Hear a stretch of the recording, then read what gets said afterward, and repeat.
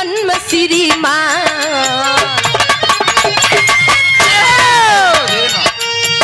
आगत स्वागत सुमन में श्रीमान श्रीमान जी हमारे महफिल में आ गए।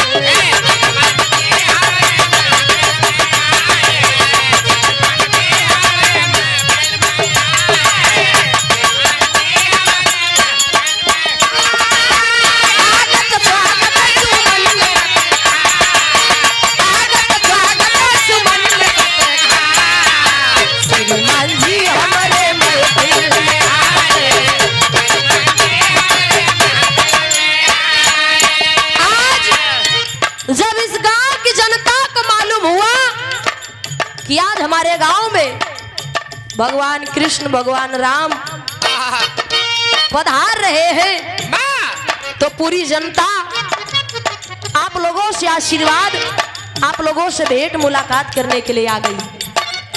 क्षेत्र की जनता जब समाचार पाई है आए श्रीमान जी को देने सब बधाई है।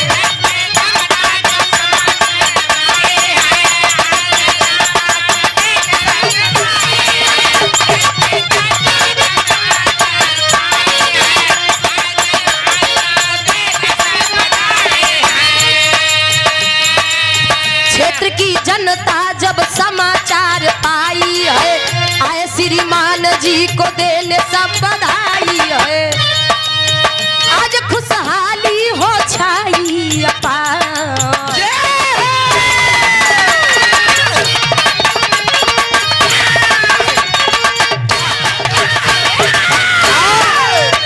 परम सदैव परम आदरणीय परम पूज्य श्रीमान हमारे हृदय के गार्जियन हमारे मुख्य अतिथि जी आप श्रीमान ज्ञान सिंह यादव जी आपके तरफ से ये बहुत ढेर सारा आशीर्वाद ये पैसा नहीं आशीर्वाद बकाए कि हम हन कलाकारन का केवल आशीर्वाद चाहिए पैसा ना चाहे आशीर्वाद चाहिए। जब आशीर्वाद मिला तो तब ही हम लोग आगे बढ़ते ही।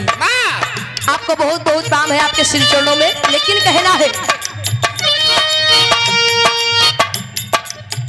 आज खुशहाली हो छाई अपार श्रीमान जी हमारे महफिल में आ गए।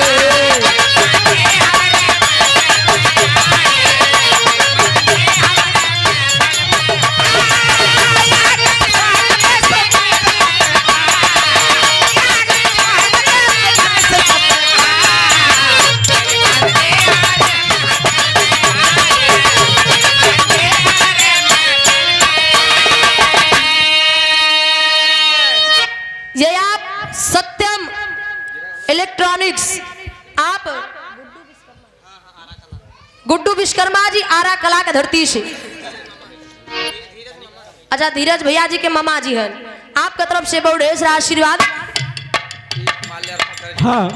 101 रुपए का पुरस्कार। अच्छा चलो पूरा हो जाता फिर माल्यार्पण हो जाएगा। कहना है आज यहाँ पे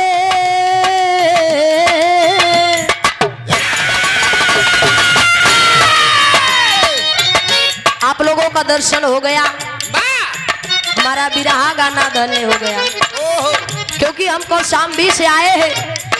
आशीष भैया बताए कि काजल जी हम सबके बीच में तमाम हमारे मुख्य अतिथि जी लोग आएंगे आपको समय से आना होगा। हमने कहा भैया कोशिश करेंगे लेकिन अब तबीयत नहीं ठीक है लेकिन कोशिश करेंगे समय से आ जाएंगे। कहना है का आज हम सबके हो भाग यहाँ जागे है स्वागत अवसर है मिला बिना मांगे है।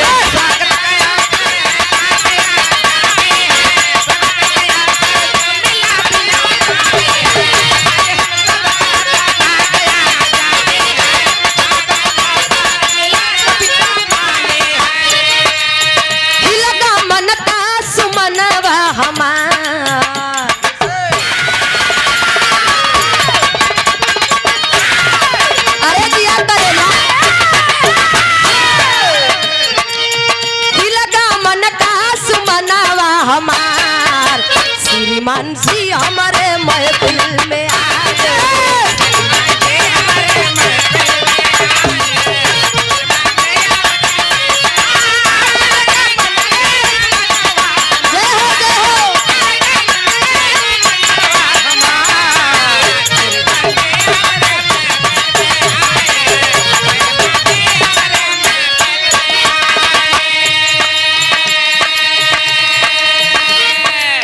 हमारे पास कुछ नहीं है। हम इतनी दूर से आए हैं लेकिन कुछ लेके नहीं है, बस लेके आए हैं तो क्या भैया हमारे पास है क्या। एक बार आप लोग जोरदार ताली हमारे मुख्य अतिथि जी लोगों के लिए बजा दीजिए, जोरदार ताली बजाइए। खाली हाथ आई ना लाई उपहार है, श्रद्धा प्रेम मेरा यही व्यवहार है।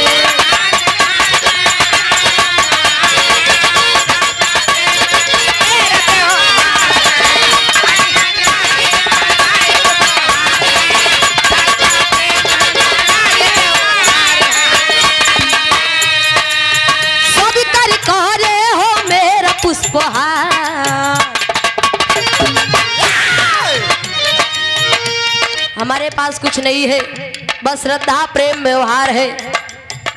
अरे सब कर करे हो मेरा पुष्पहार, श्रीमान जी हमारे महफिल में आ गए।